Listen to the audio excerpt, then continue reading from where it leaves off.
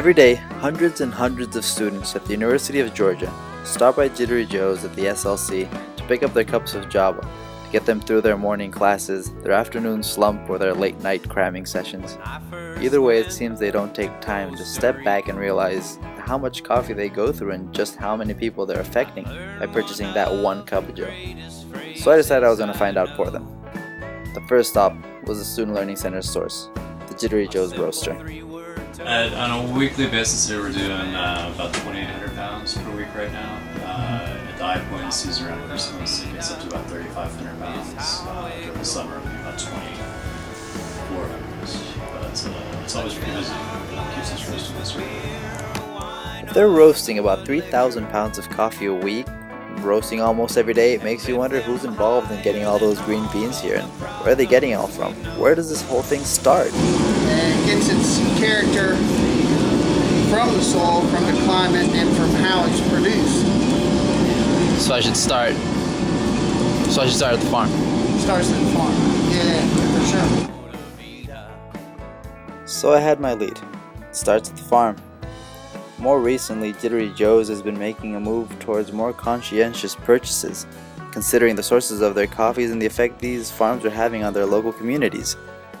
Yeah, so at the level of buying coffee directly from the farms, which we buy our Nicaragua from Selva Negra in Nicaragua. It's a farm that's Rainforest Alliance, sustainable, whatnot, all the way, and they actually teach other farmers in their area how to do the same thing and get a better price for their coffee.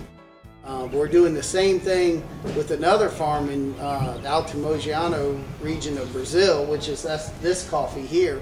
So we're buying that directly from a farm, and then we're working on buying coffee directly from Costa Rica, UGA Costa Rica project, and they're wanting to use that money to buy more land so those farmers can farm more coffee and teach them the same practices and whatnot. And then we're also buying some from another farm in Brazil.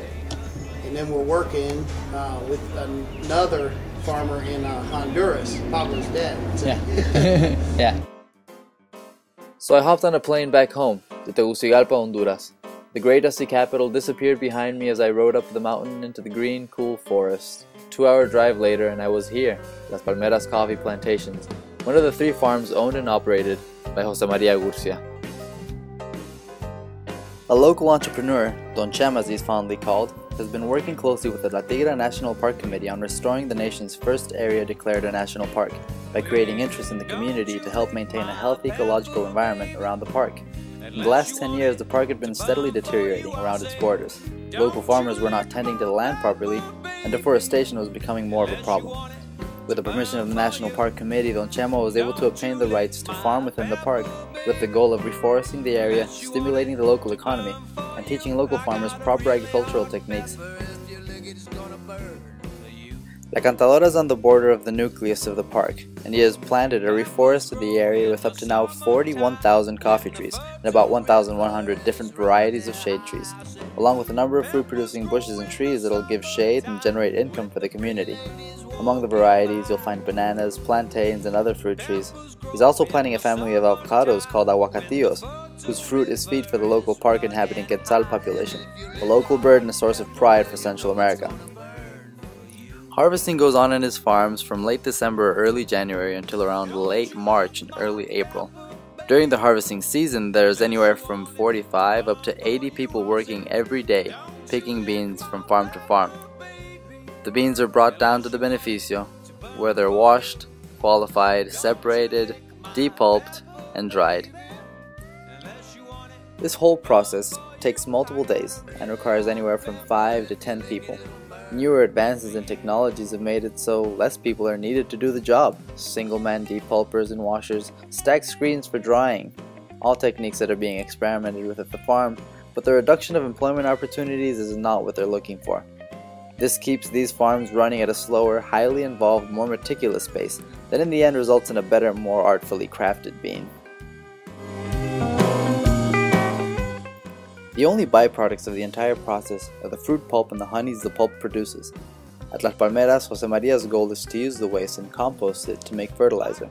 Both the pulp and the honeys can be disposed of in a way that not only is good for the environment, but that teaches the local farmers how waste can be beneficial if tended to properly. Today, local farmers have their individual crops in the park and in the buffer zone, growing mainly strawberries and flowers of different varieties, carrots and other veggies for their own subsistence.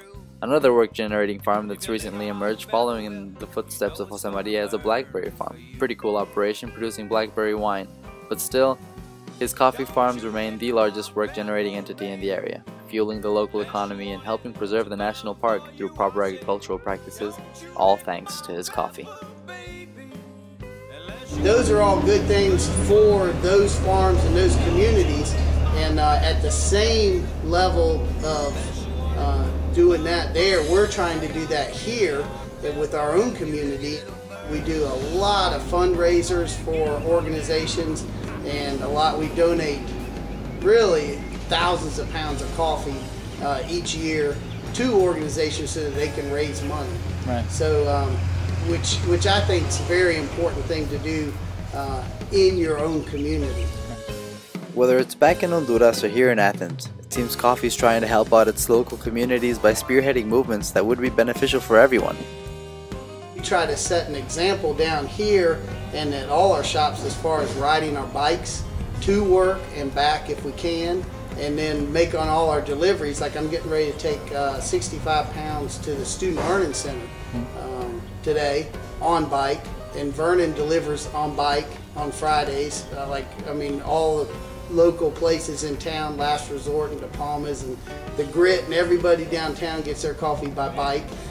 So we just think that that's such an important way, not only just transportation, but through health of the community and the mental outlook of the community and whatnot. So Reducing the carbon footprint too. Just everything. Yeah. So that's something that we strongly believe in, and we're pretty rooted throughout the community in trying to support that. From the cloud forest in the mountains of Honduras, where coffee helps reforest a national park, stimulate a local economy, and sustain a whole community, to here, Jittery Joes, where we let Charlie Mustard and the Jittery Joes team do their thing.